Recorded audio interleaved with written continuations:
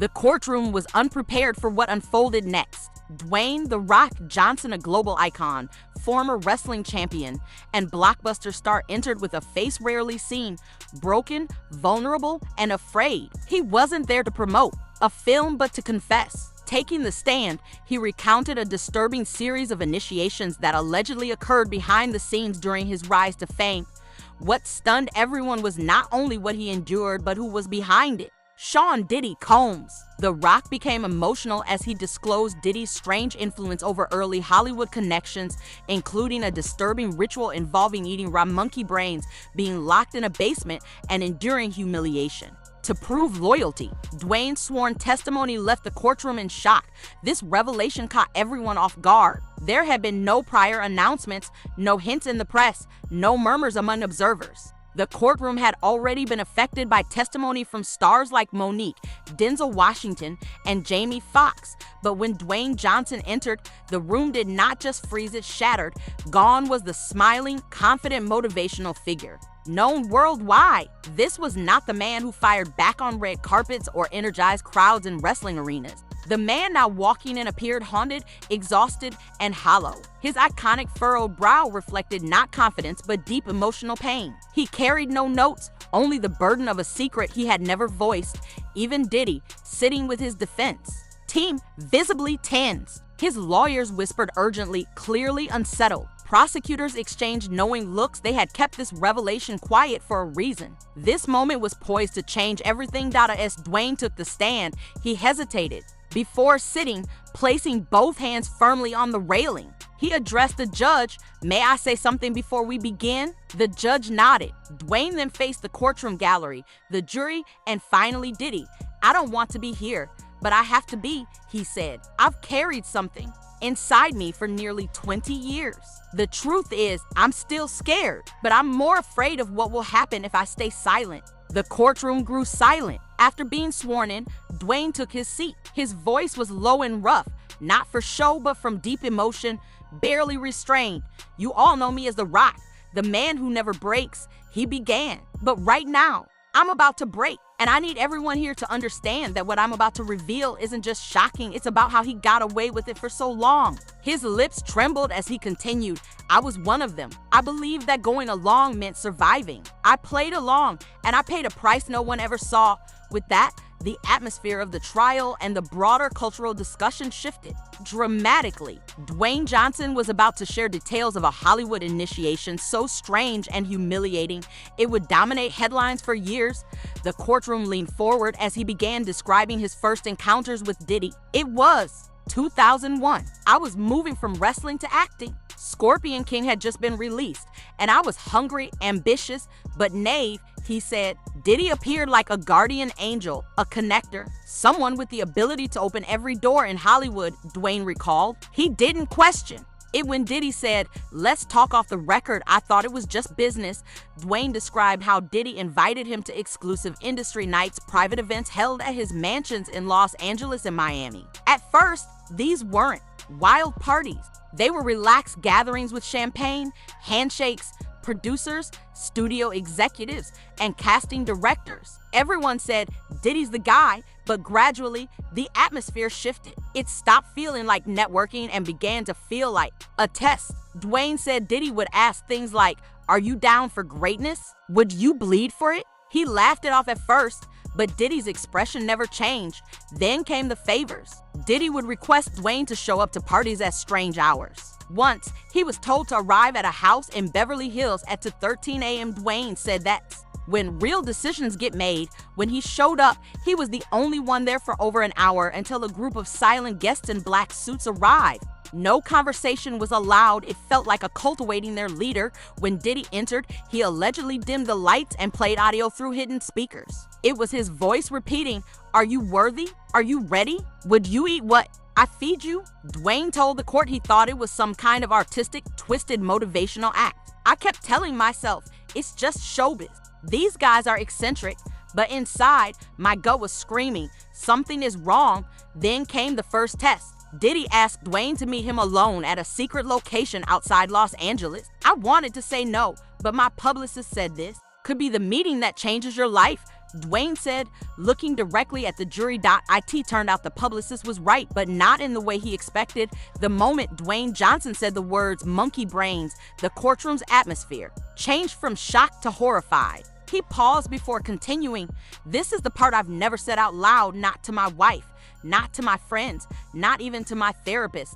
He said he described being driven blindfolded to a private home on the outskirts of Los Angeles. When he asked the driver where they were, the driver didn't answer. He just turned up the music. When they arrived, Dwayne was led by two men into a dark, candlelit room where the walls were covered with black cloth. The only light came from red lanterns placed near the floor. Around a low table sat 5 silent men in suits. At the head of the table was Diddy, calm and laughing, holding a crystal goblet filled with a dark liquid that Dwayne said looked like oil. Then a tray was brought in by a man wearing a white robe. Without any announcement, the tray was placed before Dwayne and uncovered. On a steel plate were pieces of raw monkey brain, still steaming. There was no seasoning, just wet, trembling tissue. Dwayne looked down, his voice breaking as he recalled what Diddy said. "Everyone who's made it ate this. Everyone who didn't vanished." Diddy then told the men to look at him and said, "Let him feel the pressure." Dwayne tried to leave, but the door was locked. He asked if it was a prank or a ritual and even tried to laugh, but no one joined him. Then Diddy handed him a spoon and leaned in close, saying, "Hollywood is not about talent. It's about obedience." At this point, Dwayne began to cry on the stand. "I was scared, humiliated, and alone," he said, his hands trembling as he lifted the spoon to his mouth and bit down. "I don't remember the taste. I only remember the sounds, the laughter in the room, the chewing, then silence." He sat at the table for 30 minutes while they watched him finish the ritual. When it was over, Diddy reportedly stood and applauded. "Welcome to level 2, he said. Dwayne looked at the jury again. "I walked out of there feeling like a part of me had died, not because of what I ate, but because of what I gave up to eat it." The courtroom fell silent. This wasn't just a story of abuse, it was a man revealing the lengths people are pushed when silence becomes the cost of success. Dwayne's voice steadied as he explained what followed the disturbing ritual. He described what he now understood as psychological conditioning. It was designed not only to humiliate, but to erase his independence and reshape him into someone dependent on the approval of those in power. "They started treating me differently, not better, just like I was one of them now. But at the same time, they needed to test that I'd stay quiet, that I'd obey." He recalled being invited to what he believed was a business retreat at a remote desert estate. But when he arrived, there were no agents or studio executives, only a small group of entertainers, some early in their careers, others already established, all seemingly uncomfortable. Dwayne said they were confined to isolated rooms without windows. Their phones were taken away. Music played on repeat for hours. Food was given at irregular times. They were instructed to memorize strange scripts, chant affirmations about surrendering to the higher power of success, and only speak when spoken to. "At first, I thought it was just performance training, maybe an unusual workshop," he said. "But then I realized it was about submission. They wanted us to confuse fear with loyalty, pain with progress." He paused before continuing. "I didn't speak up because I thought maybe I was imagining things that if I told someone, they'd say I was overreacting. But it wasn't just me. We pass each other in the hall and share a look, like we were trapped in the same silent nightmare." Dwayne explained that after this experience, he started losing sleep, feeling paranoid, and doubting himself. It was no longer just about acting. It felt like he was being shaped, turned into a product, controlled by unseen forces behind the scenes. They didn't need physical restraints, just silence, confusion, and control. He then described what he called the machine behind the curtain. According to his testimony, after completing what he referred to as the obedience trials, opportunities suddenly flooded in, but they came with conditions. "I started getting offers out of nowhere, films I wasn't even supposed to be considered for. People asked if Diddy had vouched for me. I didn't ask why, I was just grateful." He recalled one meeting with a major studio executive where no discussion was made about his talent. Instead, they said, "We hear you play the game. That's all that matters." When Dwayne raised questions about contract terms or requested changes, he was often warned that his chances could disappear if he didn't stay in good favor with certain individuals. "I realized these weren't offers, they were assignments," he said. Diddy's influence extended far beyond music. He wasn't just a producer. He had investments, relationships, stakes in companies, and favors owed. The unspoken rule was if he wanted someone blacklisted, it happened. Dwayne shared that after declining an invitation to an after-hours event, his agent called the next week to say a major studio had suddenly removed his name from a project. That's when I knew silence wasn't just expected, it was mandatory. Even those around him were careful. His managers, his lawyers, they all understood the boundaries. No one wanted to mention Diddy's name unless it was with praise. Dwayne began to feel like a puppet, his strings pulled not just by studios, but by hidden alliances held together by fear, favors, and secrets. You learn quickly that the people controlling access in Hollywood don't do it openly. It's done through whispers, favors, and debts, he said, his voice heavy with meaning.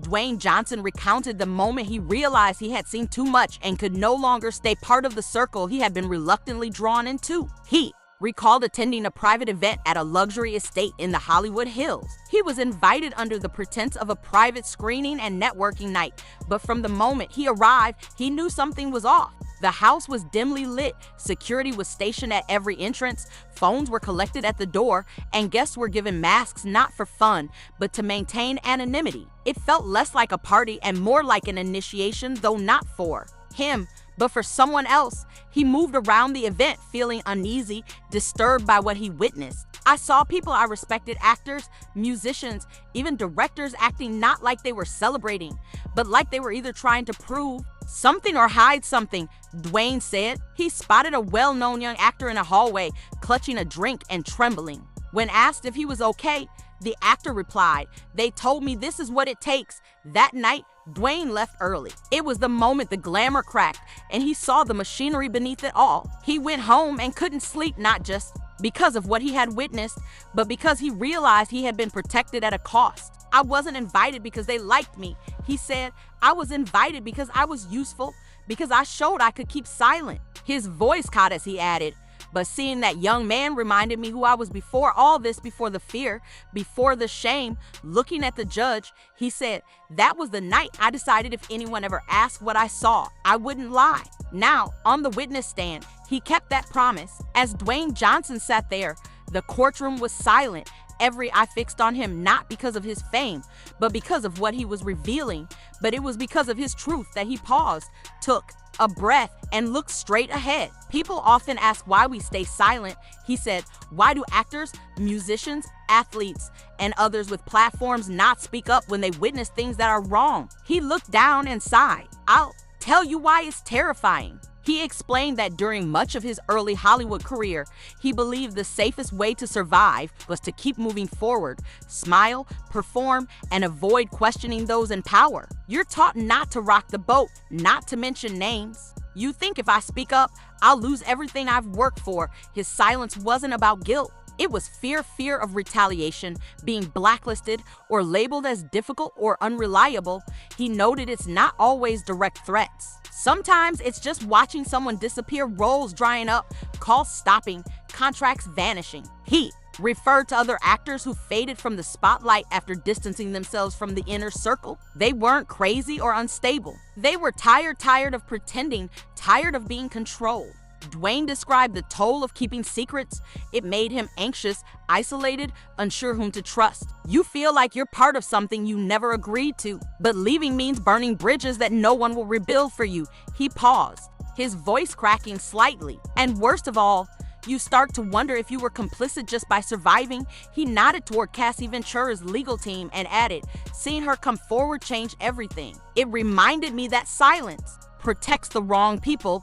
As the courtroom watched, Dwayne Johnson sat taller and more confident than before. He spoke not as The Rock, but as a man reshaped by his experiences. "There's this idea that once you make it, you're untouchable. People say that success makes you invulnerable. But the truth," he explained, "is that the higher you climb, the harder it becomes to speak out." He built a brand on strength, resilience, and positivity, yet behind the scenes, he often felt powerless. "I couldn't talk about what I saw or experienced because it didn't fit the image," he admitted. For years, he stayed silent because speaking up seemed too costly. However, as more survivors in the industry came forward, his view of silence changed. It stopped feeling like self-protection and began to feel like betrayal. He remembered a young fan telling him, You're the guy who never quits. That stuck with him because in some ways, he had quit on his younger self, his values, and on those still trapped in systems they never chose. Dwayne wiped away a tear. I'm not here to cancel anyone, he said. I'm here because I've been silent long enough. I don't want anyone who looks up to me to think silence is strength. This wasn't about blame. It was about accountability. I want people in power to know we see you now. You're not invisible anymore. The courtroom grew tense as Dwayne turned to face Sean Combs directly. I want to say this to you, man to man, he began, because I've carried this for too long. His voice was calm, without raised tones or wild gestures, but his words carried weight because of their steady conviction. You made me believe I had to sacrifice myself to succeed, that I had to give up my integrity just to be allowed in the room. And I believed it. He shook his head, eyes fixed on Diddy. But that wasn't power, that was fear disguised as influence. He spoke of others who had encountered Diddy, those who hadn't found the strength to speak, those still suffering in silence. I'm speaking for them now, for those told they had no choice, that dignity and dreams couldn't coexist. He paused, then said firmly, "You don't get to define my legacy, not anymore," as he stepped down from the stand, his final words echoed through the quiet courtroom. It ends here with the truth. Dwayne left not as a victim or a headline, but as someone reclaiming his story, no longer afraid, no longer silent.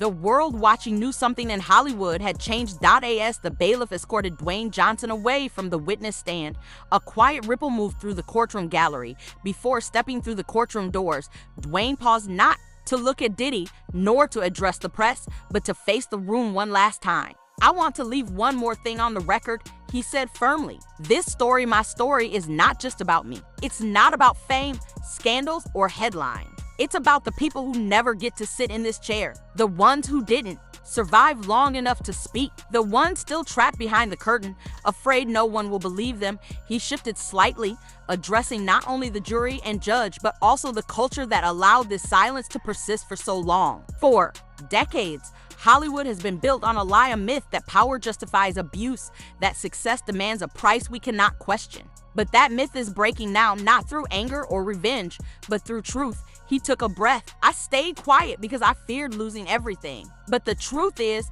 I never had anything if I didn't have myself." A soft murmur of support rose from one corner of the courtroom. Lawyers exchanged uncertain glances, but the judge did not intervene. Dwayne nodded once more toward anyone watching and still wondering if it's safe to speak out. "Let this moment be your signal. The silence is over. We're no longer afraid." With that, he walked out of the courtroom. No cameras followed. No handlers rushed to control the story. Just a man who finally chose to speak, and a system that, for the first time in a long while, didn't know how to silence him.